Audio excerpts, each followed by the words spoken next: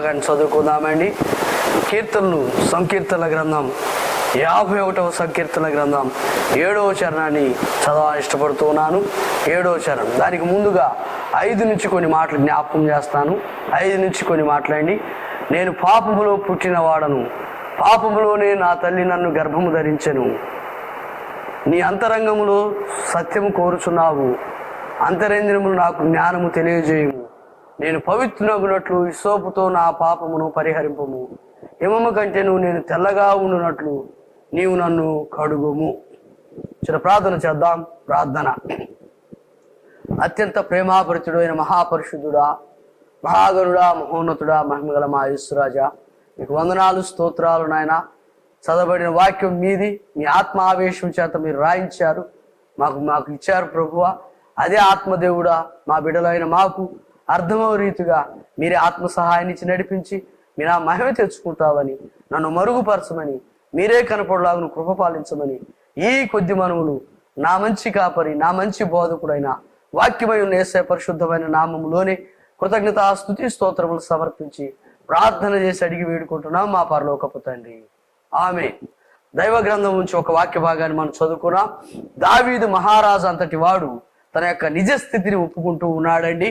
ఈ రోజున ఎవరైనా నిజస్థితిని ఒప్పుకోవాలంటే చాలా కష్టంగా ఉంటుంది.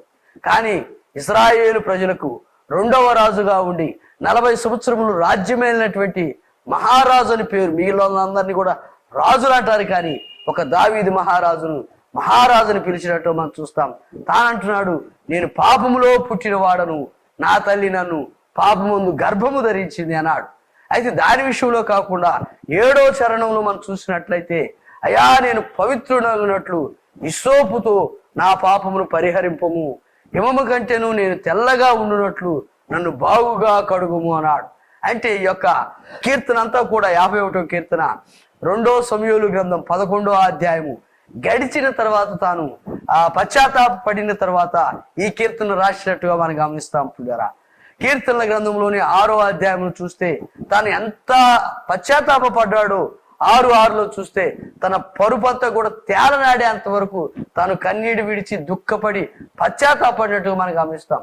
ఎంత పాపము చేసినా ఆ పాపాన్ని పరిహరించుకోవడానికి దేవుని ఎదుటకు వచ్చిన వాడుగా దావీదు మహారాజు గమనిస్తాం. అయితే గమనించినట్లయితే పుల్లారా, ఒకే విషయాన్ని తెలియజేస్తూ ఉన్నాడు.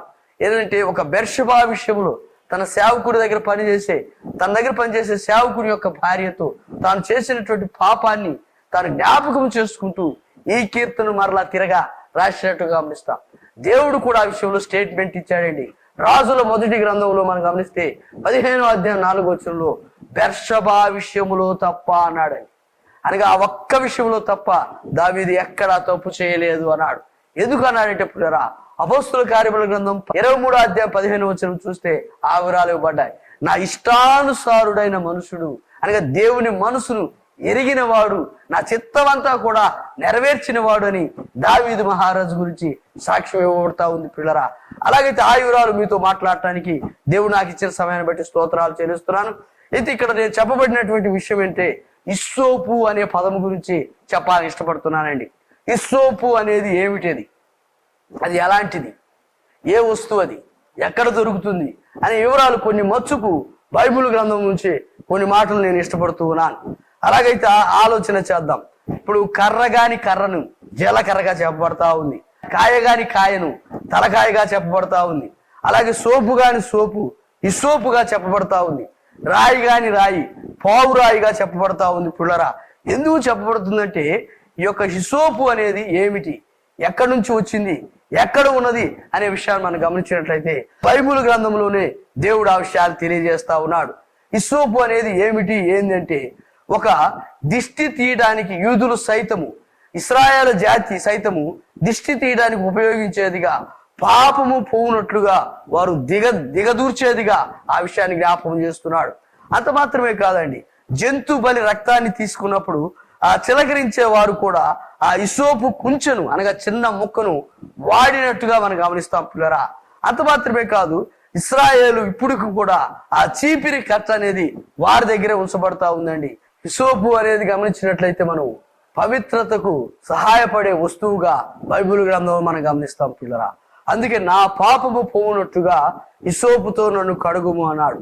అంత మాత్రమే కాదు, యోహాను స్వార్త 19వ అధ్యాయం 29వ వచనం చూస్తే స్వాంజితో చిరాకుతో నింపి ఆయన్ను ఆ యొక్క చేదు చెరకును తాపినట్టుగా గమనిస్తామండి. అంత మాత్రమే కాదు, అది ద్వార బంధకముల మీద కూడా పూసినట్టుగా గమనిస్తాం. హెబ్రీయుల గ్రంథము 12వ అధ్యాయం 22వ వచనం మనం చూసినట్లయితే ఆ ద్వార బంధకము నిలువు కమ్ములకును అడ్డు కమ్ములకును యేసు ప్రభువు వారి యొక్క రక్తానికి సాదృశ్యంగా ఇక్కడ రక్తం పోయబడి ఉంటుండగా అనే మాటలు మనం గమనిస్తాం. అయితే అంత మాత్రమే కాదు కానీ పిల్లరా, హిస్సు అనే పదములో అర్థము అతని యొక్క మొక్క అని అర్థం అండి. హిస్సు అనేది. అలాగే సోపు అనే దానికి కూడా సబ్బు అనే పదము బైబిల్ గ్రంథంలోని ఇంతకు ముందు వాక్యాల్లో కూడా మనం వాటిని ధ్యానం చేశాం. అయితే అది లేత మొక్కగా ఉన్నట్టుగా ద్వితీయోపదేశకాండం 32వ అధ్యాయం 2వ వచనంలో చూసినట్లయితే అది లేత మొక్క అన్నాడు. అనగా పవిత్రతను తీసుకొచ్చేదిగా ఉన్నదండి లేత మొక్క అనేది. అంత మాత్రమే కాదు, బలిని కోరే విషయంలో పవిత్రతను చూపేదిగా లేవియాకాండం 14వ అధ్యాయం 4వ వచనంలో కూడా అదే వివరాలు ఇవ్వబడతా ఉన్నాయి పిల్లరా. అయితే అంత మాత్రమే కాదు కానీ ఈ యొక్క హిస్సోపు గురించి బైబిల్ గ్రంథంలో ఇంత వివరంగా అది ఎక్కడ ఉన్నది, ఏమిటి, అది ఎక్కడ అనే విషయాలు మనం గమనించినట్లయితే అది ఎక్కడ దొరుకుతుంది అనేది అనగా పవిత్రతకు తెచ్చేదిగా ఆ వివరాలు ఇవ్వబడతా ఉన్నాయి. అంత మాత్రమే కాదు, రక్త ప్రోక్షణకు సరిపోయినదిగా హిస్సోపును వాడినట్టుగా చూస్తామండి. హెబ్రీయుల గ్రంథకర్త కూడా అదే విషయాన్ని 9:19లో కూడా 20 వచనాల్లో రక్త ప్రోక్షణ చేయడానికి దాన్ని ఉపయోగించినట్టుగా మనం చూస్తామండి. పిల్లరా, దావీదు ఒక్క వచనములో అన్నాడు, హిస్సోపుతో నన్ను బాగుగా కడుగుము అన్నాడు. అనగా మంది ఎంత కఠినమైనటువంటి పాపం పిల్లరా, ఎంత కఠోరమైనటువంటి పాపం అండి, కడగమని అడుగుతూ ఉన్నాడు. అలాగైతే ఒక మాట ఆలోచన చేద్దాం పిల్లరా. ఎందుకు చెప్పబడతా ఉందంటే, ఒక తారు మరక అంటింది అనుకోండి, అది ఒక కిరోషన్ ద్వారా కానీ లేదా ఒక పెట్రోల్ ద్వారా కానీ ఆ మరకను పోగొట్టుకుంటాం. అలాగే ఒక రక్తం మరక అంటింది అనుకోండి, దాన్ని ఒక నిమ్మకాయ రసం కాలుష్యము ద్వారా దాన్ని పోగొట్టుకుంటాం పిల్లరా. అలాగే పాపము మరక అంటినట్లయితే దాన్ని ఎలాగ పోగొట్టుకోవాలో బైబిల్ గ్రంథం సెలవిస్తా ఉంది. అందుకే అన్నాడు పిల్లరా, రక్త ప్రోక్షణ ఆవశ్యకం అన్నాడు కదా. రక్తము చిందించకుండా పాప క్షమాపణ కలగదు అన్నాడు. యేసు ప్రభువు వారి రక్తం నిబంధన రక్తం, నీతిమంతుని రక్తం, నిరపరాధ రక్తం కనుక ఆ యొక్క నిబంధన రక్తము ద్వారానే ఆయన పాపాలను కడిగేవాడుగా ఉన్నాడు. అదే మొదటి యోహాను పత్రికలో కూడా ఆ వివరాలు ఇవ్వబడే 7వ వచనం, యేసు రక్తం ప్రతి పాపము నుండి మనల్ని పవిత్రులుగా చేయును అన్నాడు. అనగా పాపము పోవాలి అంటే, పవిత్రతగా ఉండాలి అంటే యేసు రక్తమే శరణం పిల్లరా. అందుకే ఒక మురికి కాలు ఉందనుకోండి, ఒక బురద గుంట, దాంట్లో మన దగ్గర అత్తరు ఉండవచ్చు, అమృతం ఉండవచ్చు, ఇంకా ఎన్నో ఔషధాలు ఉండవచ్చు, కానీ దాంట్లో కడుక్కోవడానికి చెమ్మిడి నీళ్ళు అవసరం పిల్లరా. అలాగే మన యొక్క పాపపు డాగు కడగబడాలంటే యేసు రక్తం తప్ప మరొకటి లేదు. అయితే దావీదు మహారాజు దానికి పోలికగా ఉన్నటువంటి ఒక సాదృశ్యాన్ని మన మధ్య ఉంచుతూ ఉన్నాడు. ఆయన అన్నాడు, హిస్సోపుతో నన్ను బాగుగా కడుగుము, తెల్లగా కడుగుము అన్నాడు. అంటే ఈ హిస్సోపు ఎక్కడి నుండి వచ్చింది, అది కూడా బైబిల్ గ్రంథం మనం జ్ఞాపకం చేద్దాం.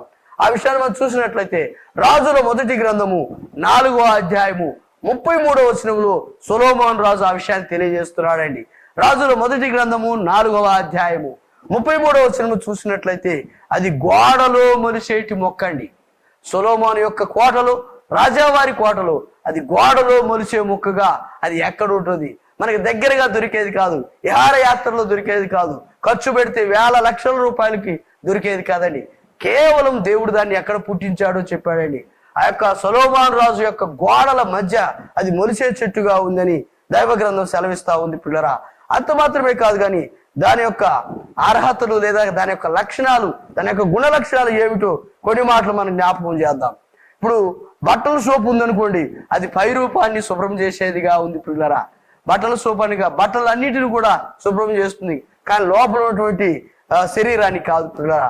అలాగే హిస్సోపు అయితే అంతరంగంలో ఉన్నటువంటి హృదయాన్ని మనకి శుభ్రం చేసేదిగా మనం చూస్తాం పిల్లరా. అలాగే తోముకునే రాయి కాదు కానీ, అది సబ్బు కాదు కానీ, కొత్తిమీర మొక్క, పుదీనా మొక్కలు చూసినట్లయితే అవి చాలా చిన్నగా ఉంటాయండి. కానీ వాటి యొక్క లక్షణం, వాటి యొక్క రూపురేఖలు చిన్నగా ఉన్నప్పటికీ వాటి యొక్క గుణ లక్షణం ఎంతో మేలుకరంగా ఉపయోగపడేదిగా మనం చూస్తాం.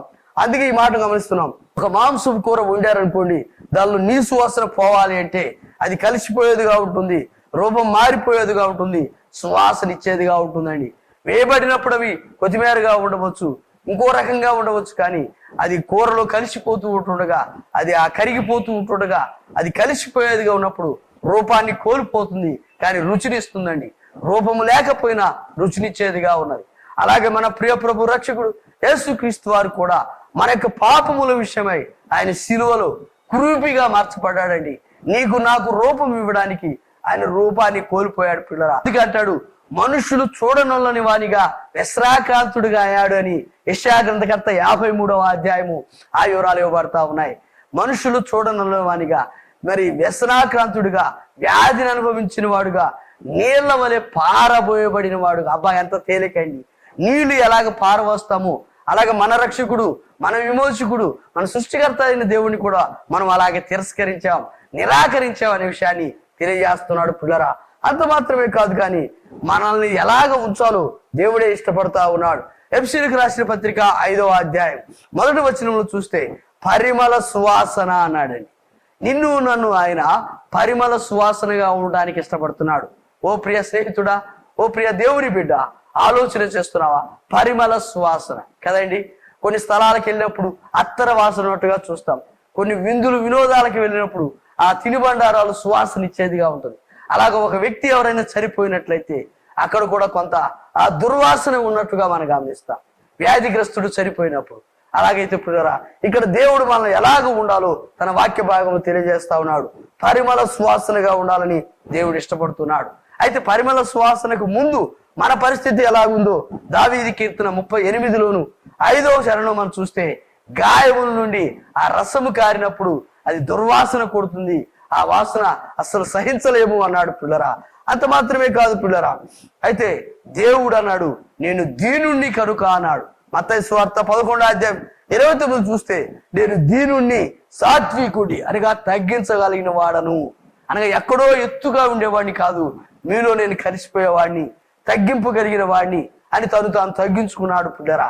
అందుకే అంటున్నాడు కదా, ఫిలిప్పీయులకు రాసిన పత్రిక 2వ అధ్యాయం 5 నుండి 10 వచనాలు చూస్తే, క్రీస్తు కలిగిన మనసు మీరును కలిగి ఉండండి అన్నాడు. అనగా శిలువ మరణం పొందినంతగా, ఆయన మరణము పొందినంతగా, అనగా శిలువ మరణం పొందినంతగా తను తాను తగ్గించుకొనెను. ఓ ప్రియ స్నేహితుడా, సోదరుడా, తను తాను తగ్గించుకోవడంలోనే దేవుడు హెచ్చించాడండి. అందుకే 10-11 వచనాలు చూస్తే, పరలోకమందును భూలోకమందును ఆయన నామం హెచ్చించబడింది అన్నాడు.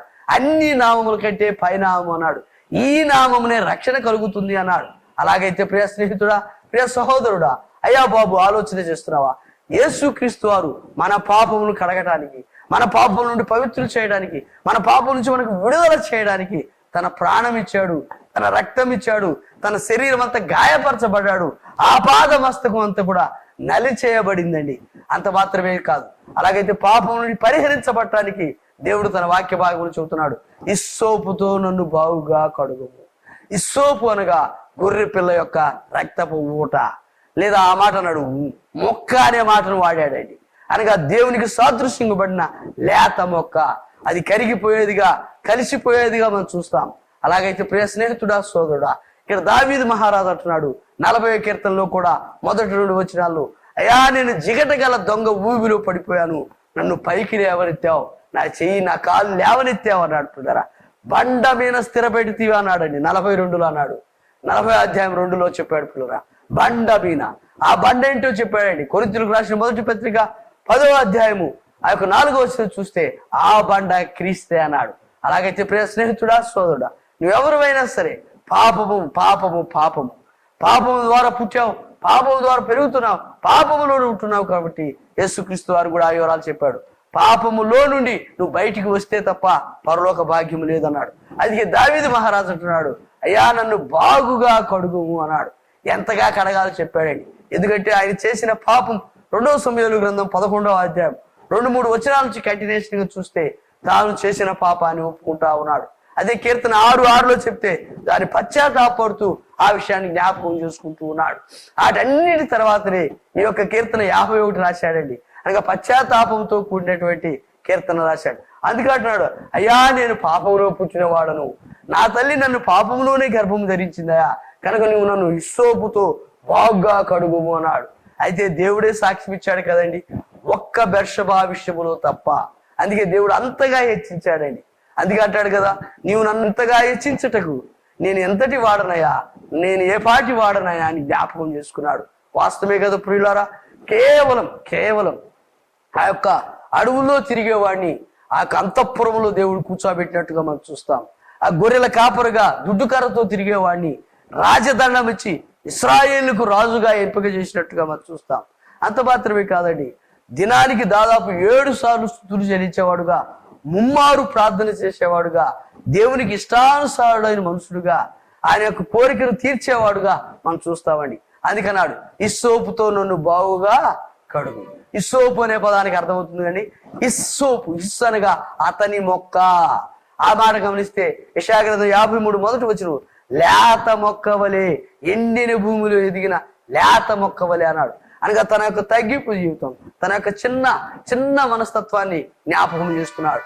సర్వాన్ని సృష్టించిన సృష్టికర్త అయిన దేవుడైనప్పుడు కూడా నా పాపాలు పోగొట్టడానికి ఆయన ఎంతగానో తగ్గించుకున్నాడు పిల్లరా. అందుకన్నాడు, ఇస్సోపుతో నన్ను బాగా కడుగుము అన్నాడు. అలాగైతే ప్రియ స్నేహితుడా, సోదరుడా, అది ఒక చీపిరితో తయారు చేయబడినటువంటి, నెమిలి కన్నులతో చేయబడినటువంటి, ఆ దిష్టి తీసేటటువంటిదిగా, పవిత్రతకు సాదృశ్యముగా, పరిశుద్ధతకు ముంగుర్తుగా దేవుడు ఆ యొక్క చీపిరిని వాడాడు. అందుకే అది ఇస్సోపు అన్నాడు. అయితే అది ఎక్కడ పుట్టిందో చెప్పాడు పిల్లరా. మొదటి రాజుల గ్రంథంలో మనం చదువుకున్నాం 4:33 చూస్తే అది గోడలో మొలిసే మొక్కగా ఉంది. అందువల్ల దేవుడు దాన్ని హెచ్చిస్తా ఉన్నాడు. అందువల్ల ఆయన పాపం నుంచి పరిహరించడానికి, ఆయన యొక్క రక్తములో నుండి మనల్ని కడిగి శుద్ధి చేయడానికి, ఆయన ప్రియబిడ్డలుగా ముద్రించడానికి ఆ హిస్సోపును వాడినట్టుగా మనం గమనిస్తాం. అలాగైతే ప్రియ స్నేహితుడా, ప్రియ సోదరుడా, నేను ముగిస్తూ ఉంటుండగా నా పాపాన్ని ఒక్కసారి మరి వేరే చేసుకున్నట్లయితే మనమందరం కూడా జన్మ పాపం ఉన్నది, కర్మ పాపం ఉన్నది పిల్లరా. అట్టి పాపం నుంచి దేవుడు నిన్ను నన్ను విడుదల చేయడానికి ఆయన తన రక్తాన్ని కార్చాడు. తన యవన వేడి రక్తం అంతటిని కార్చాడు. ఆ యవన వేడి రక్తము చేతని నిన్ను నన్ను రక్షించుకున్నాడు పిల్లరా. ఆయన సొంత బిడ్డగా చేసుకున్నాడు, సొంత కుమారుడుగా, సొంత కుమార్తెగా అంగీకరిస్తా ఉన్నాడు. అలాగైతే ఈ యొక్క సమయాన్ని నువ్వు దాటిపోవద్దని ప్రభుపేట మనం చేస్తూ ఉన్నాను. అంత మాత్రమే కాదు కానీ ద్వారబంధముకి ఎందుకు పూశాడు అంటే, ఆ యొక్క ఐగుప్తులో ఉన్నటువంటి ప్రజలు, ఇశ్రాయేలు ప్రజలు కదండి, ఐగుప్తులో ఉన్నటువంటి ప్రజలు ఆ యొక్క ద్వారబంధువులు ఉంటే మరణం వారిని దాటిపోయిద్ది అనే విషయంలో రక్తము చేత అట్లాగా నిలువు కమ్ములకును అడ్డ కమ్ములకును పోయబడినట్టుగా మనం గమనిస్తాం పిల్లరా. అంత మాత్రమే కాదు, లేవియాకాండం 14:4 చెప్పిన మాట ఏంటంటే, పవిత్రతకు గుర్తండి, దేవుని యొక్క పరిశుద్ధతకు దాన్ని వాడినట్టుగా మనం గమనిస్తాం. అలాగే హెబ్రీ 9:19 చెప్పబడినట్టుగా రక్త ప్రోక్షణ అన్నాడు. అనగా సర్వలోక పాప పరిహారం రక్త ప్రోక్షణ ఆవశ్యకం అన్నాడు. అనగా తదురక్తం ద్వారానే, పరమాత్ముని యొక్క పుణ్యరక్తము ద్వారానే ఈ పాపం పరిహరించబడుతుంది అన్నాడు. అందుకే రక్త ప్రోక్షణ ద్వారానే ఈ కార్యం జరుగుతుందండి, వేరొకటి దారి లేదు పిల్లరా. అందుకే ఆ వివరాలు ఇవ్వబడతా ఉన్నాయి. అయితే సబ్బుగా చెప్పబడింది పిల్లరా. మలాకీ గ్రంథం 3:2 చూస్తే అది సాకలవాణి సబ్బు వంటిది. అనగా మురికిని, మలినాన్ని, మైలును కడిగేదిగా ఉంది పిల్లరా.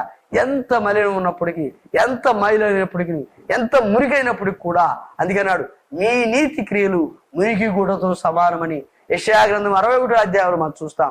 అలాగైతే ప్రియ స్నేహితుడా, ప్రియ సహోదరుడా, ఆయన అంటున్న మాట, దుఃఖముతో పశ్చాత్తాపడినప్పుడు తన పాపపు పరుపు తేలనాడే అంతగా దేవుడు దీవించాడు పిల్లరా. అందుగా దీవించడం బట్టి ఆ విషయాన్ని చెప్పాడు. అంత మాత్రమే కాదు కానీ ఇర్మియా గ్రంథం 2:23 చూస్తే క్షారముతో కడుగుము, సుబ్బు రాసుకొనుము అన్నాడు. సబ్బు రాసుకొనుము అన్నాడు. క్షారముతో కడుగుట. ఓ ప్రియ స్నేహితుడా, సోదరుడా, దోషము మనకి మరకలగా కనపడుతుంది అన్నాడు. అదే కీర్తన గ్రంథం 40:12 చూస్తే మన దోషమే ఆయనకి మరకగా కనపడుతుంది అన్నాడు. అలాగే యెషయా గ్రంథం 1:18 చూసినట్లయితే పాప రక్షణ కొరకు ఎర్రని పాపములు ఆయన కనపడుతూ అన్నాడు. అనగా ఎర్రని పాపాలు పోవడానికి యేసయ్య ఎర్రని రక్తాన్ని ఉపయోగించుకోవాలని దేవుడు కోరుతూ ఉన్నాడు. అలాగే పాపం పోవాలంటే ఏం చెప్పాడండి. ప్రకటన గ్రంథం 1:6 చూస్తే ఆయన రక్తము ద్వారానే మనల్ని కడుగుతాడు అన్నాడు. అలాగైతే నేను పరిశుద్ధుడుగా ఉండడానికి ఆయన కడిగేవాడుగా ఉన్నాడు పిల్లరా. అదే తీతు 2:14 చెప్పాడు, మనల్ని పవిత్రపరచుటకు వాక్యం అనే ఉదక స్థానము చేత అన్నాడు.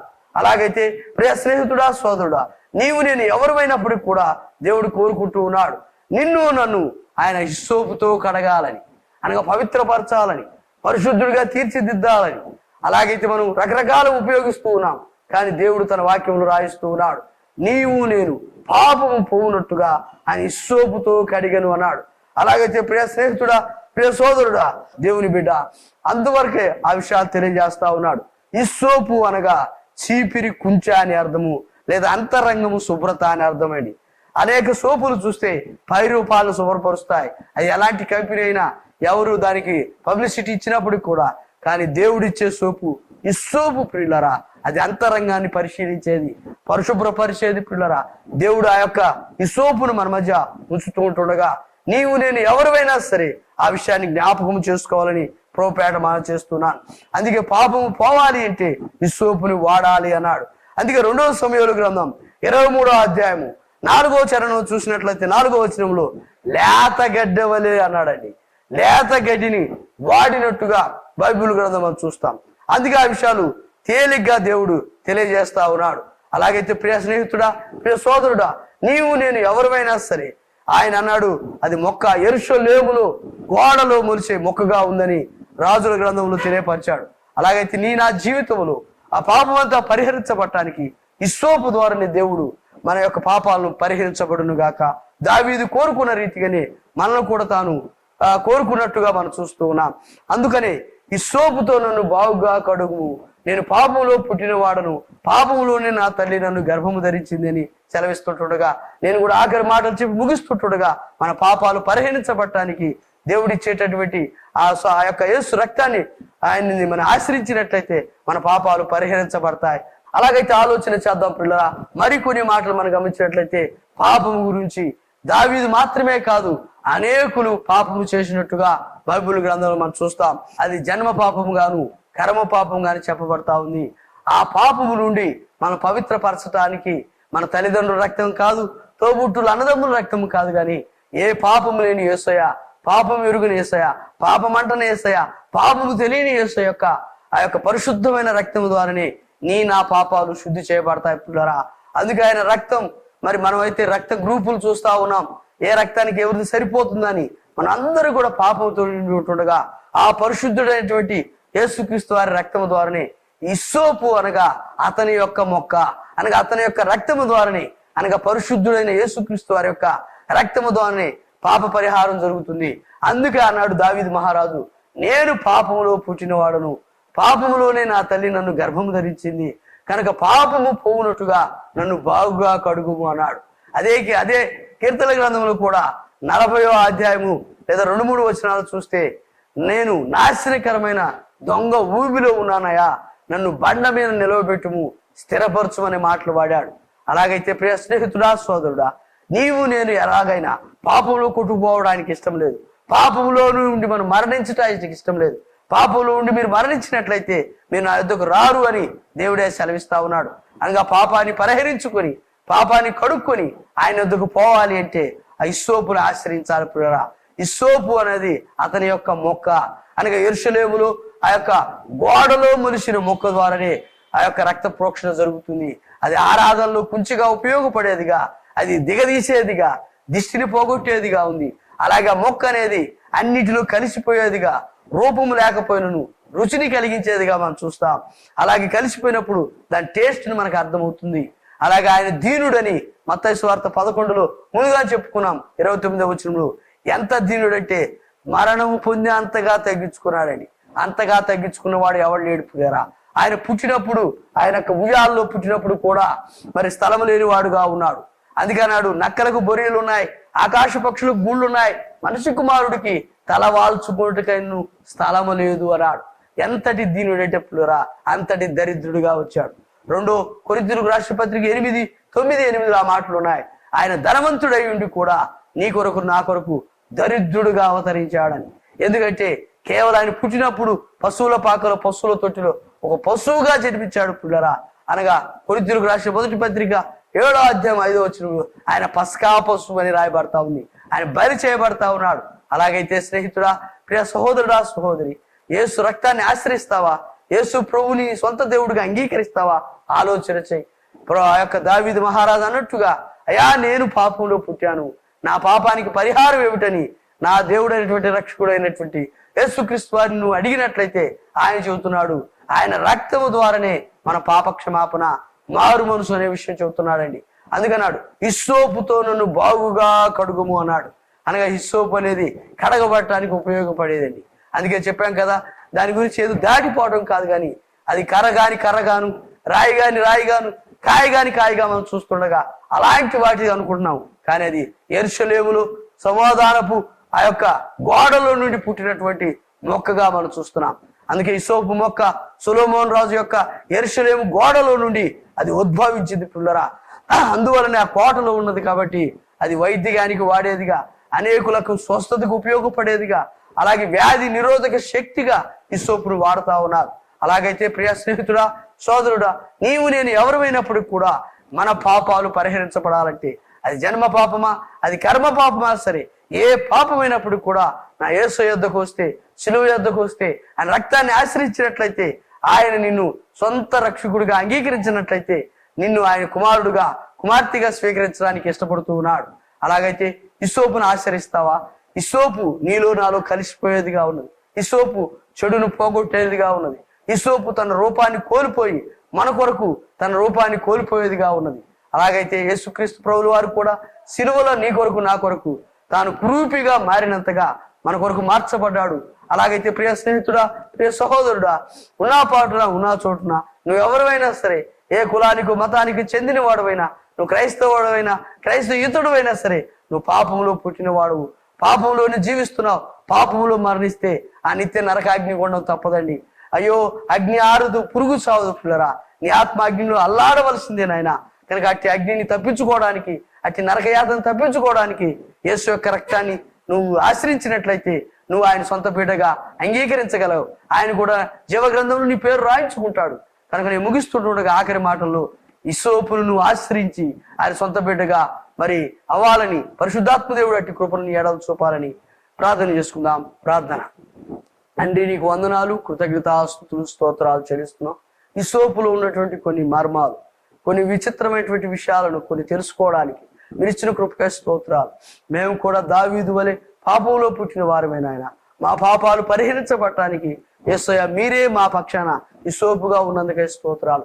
మా యొక్క పాపాలు కడగబట్టడానికి నీ రక్తమంతా కార్చినందుకై వందనాలు, స్తోత్రాలు. కనుక అట్టి ఆ పాపం నుంచి మమ్మల్ని విడుదల చేసి ఈ ప్రియబిడ్డగా మీరు అంగీకరించినందుకై మీకే వందనాలు, స్తోత్రాలు చేస్తూ బిడ్డలందరినీ మరొకసారి జ్ఞాపకం చేసుకుని మీరే దీవించమని ఈ కొద్ది మనవులు మా ప్రాణ ప్రియుడును రక్షకుడును యేసయ్య పరిశుద్ధమైన నామములో ప్రార్థన చేసి అడిగి పొందుకుంటున్నాం మా పరలోకపు తండ్రి, ఆమేన్. ఆశీర్వాదం తీసుకుందాం. యెహోవా తండ్రి యొక్క దీవెనయు, రక్షణకర్త అయిన యేసుక్రీస్తు వారి యొక్క కృపయు, పరిశుద్ధాత్మ యొక్క అన్యోన్య సహవాసము సన్నిధి చేరున్న మనకును మన యొక్క బిడ్డలకును రాబోయే తరం వరకును సదాకాలం తోడై నడిపించును గాక.